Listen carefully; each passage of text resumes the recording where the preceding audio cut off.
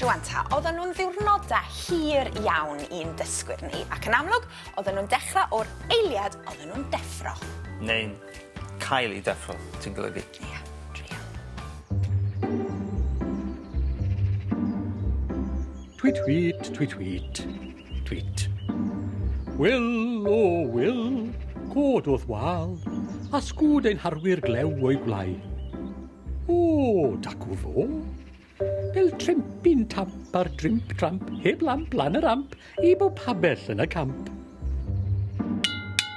A chlec dy lwy a sosban dyn, a seiniau hyd pob dôl a bryn. Wel, bore da, pawb. Rhaid i mi gwisgo cot i cysgu yn iawn. Brecwast, rwan, dwi'n meddwl. By'r nos yn hir, dan gynfas oer, ffurfafen glir uwch len o loer.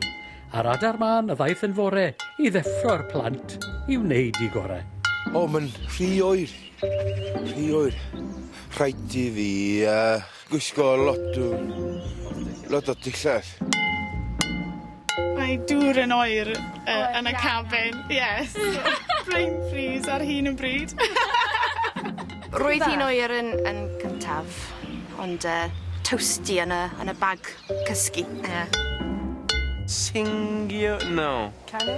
Canu early this morning. 1, 2, 3, 4... 5 o'clock, 7 o'clock.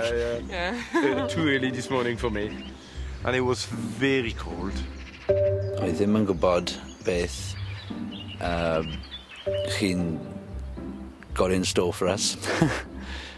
Ond o'n meddwl bod fe'n gyffroes iawn. Oedden ni ddim dim ond yn dysgu Cymraeg yn ystafell ddosbarth, oedden ni'n licio hefyd gosod ambell i her, challenge i'n dysgwyr ni, i ddefnyddio'u Cymraeg yn yr ardal leol, in the local area, gyda phobl go iawn, a hefyd ar y dŵr ac ar y tir. Ie. A cael y dysgwyr i weithio fel tîm, yn helpu gilydd, yn siarad Cymraeg. Oedd hynny yn adeiladu cymeriad, building character.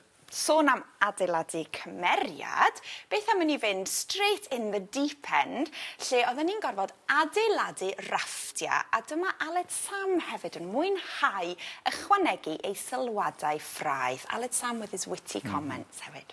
Mae'n haws. Mae'r busnes dysgu mae'n eitha dwys yn dweud. Pryn os amser i'r 10 dewr dynnu anel cyn bod nhw'n cael eu taflu i'r dyfnderoedd. Mae'r llwybr i lwyddiant eithyddol a sawl tro cas yn ddi.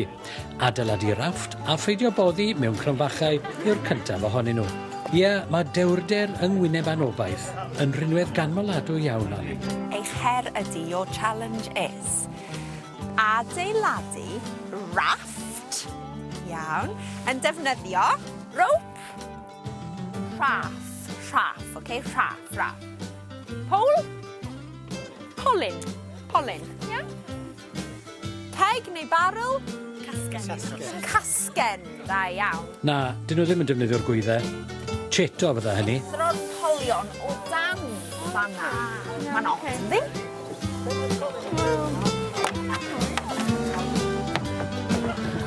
Mae gen i teimlad drwg. Mae peryglon y foment ond newydd wawrio ar Alun. Dyn ni jyst yn eistedd ar y gasgen?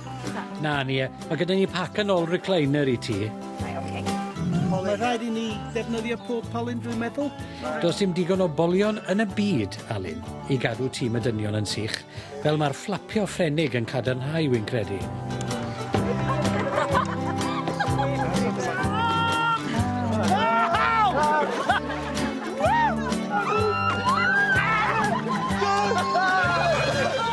Wel, dyna ni.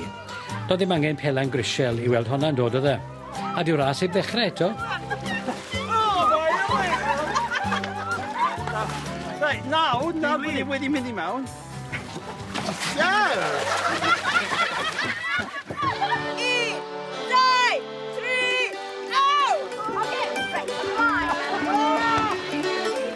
A mewn ag eto.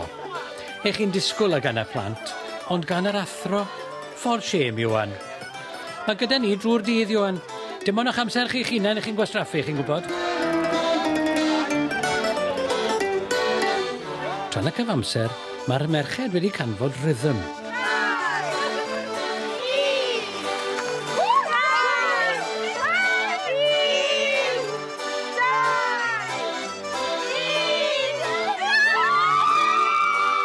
Coffa ryfedd ei bod nhw'n cyrraedd y terfyn ymhell cyn y dynion. Nid bod hynny'n golygu eu bod nhw'n aros yn sych, cofiwch. Ymarfer yr arddodiad rwan, prepositions, mae Nia yn y dŵr, mae Ioan ar y dŵr, mae Ioan yn y dŵr. Mae Ioan yn boddi! Mae Ioan a Nia yn wallgo!